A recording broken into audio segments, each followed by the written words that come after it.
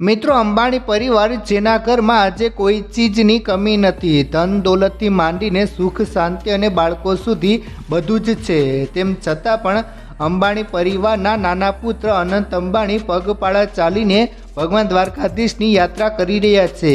મિત્રો, હવે સવાલ એ થાય છે કે તેઓને કોઈ વાતની કમી નથી, ઘરે લક્ઝુરિયસ કારથી માંડીને પ્રાઇવેટ પ્લેન સુધી બધું છે, તેમ છતાં તેઓ પગપાળા ચાલીને યાત્રા કેમ કરી રહ્યા છે?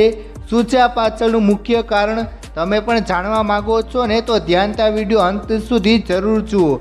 વિડીયોની શરૂઆત કરીએ તે પહેલાં જય દ્વારકાધીશ લખીને નીચે કમેન્ટ જરૂર કરજો।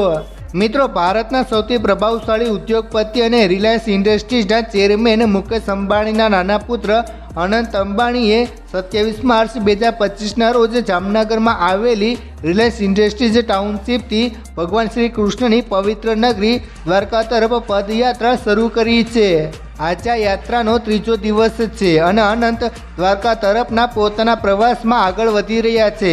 આ યાત્રાનો હેતુ શ્રદ્ધા અને ભક્તિની ભાવનાને પ્રગટ કરવાનો છે, જેના ભાગરૂપે તેઓ 8 એપ્રિલે પોતાનો જન્મદિવસ દ્વારકામાં ઉજવવાની યોજના બનાવી રહ્યા છે।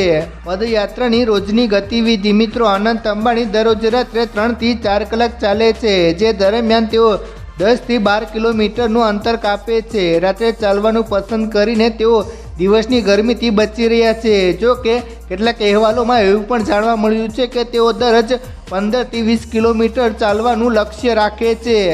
સુરક્ષા અને સાથીઓની ટીમ તૈનાત મિત્રો, અનંત અંબાણી આ યાત્રામાં તેમની સાથે ચુસ્ત સુરક્ષા વ્યવસ્થા છે। તેમને આગળ પાછળ કારનો કાફલો ચાલે છે, જેમાં સિક્યુરિટી ગાર્ડ્સ તેમજ નજીકના મિત્રો અને રિલાયન્સ કંપનીના વિશ્વાસુ અધિકારીઓની ટીમ સામેલ છે। આ કાફલો યાત્રાને સરળ અને સુરક્ષિત બનાવવામાં મદદ કરે છે। રસ્તામાં સ્થાનિક લોકો પણ અનંતને મળવા આવે છે અને ઇન્સ્ટાગ્રામ હેન્ડલ અંબાણી અપડેટ પર શેર થયેલા એક વિડીયોમાં તેઓ સેલ્ફી લેતા પણ જોવા મળ્યા હતા, જે તેમની લોકપ્રિયતા અને સાદગીને દર્શાવે છે।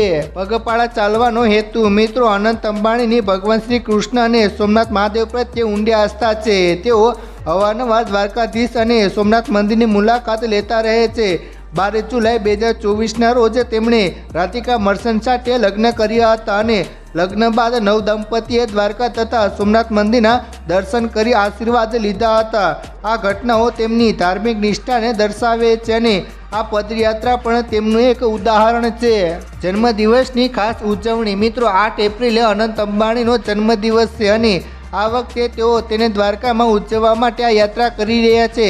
દ્વારકા પહોંચીને તેઓ દ્વારકાધીશ મંદિરમાં ભગવાન શ્રી કૃષ્ણ દર્શન કરશે અને પોતાનો દિવસ તેમના ચરણોમાં સમર્પિત કરશે। આ યાત્રા લગભગ 12 દિવસમાં પૂરી થશે, જેની સાથે તેઓ પોતાના જન્મદિવસની ઉજવણીનું સ્વપ્ન પૂર્ણ કરશે। આ પ્રવાસ દરમિયાન તેમની સાથેનો કાફલો અને સ્થાનિક લોકોનો ઉત્સાહ આ યાત્રાને વધુ ખાસ બનાવી રહ્યો છે। ધન અને સત્તા સાથે આધ્યાત્મિક જીવન મિત્રો, અનંત અંબાણીના આ પદયાત્રા એક અજબોપતિ પરિવારના સભ્યની સાદગી અને શ્રદ્ધાનું પ્રતીક છે। તેમનું રાત્રે ચાલવું, સ્થાનિક લોકો સાથેની મુલાકાત અને દ્વારકા પહોંચવાનો સંકલ્પ એ બતાવે છે કે ધન અને સત્તા સાથે પણ આધ્યાત્મિક જીવન જીવી શકાય છે।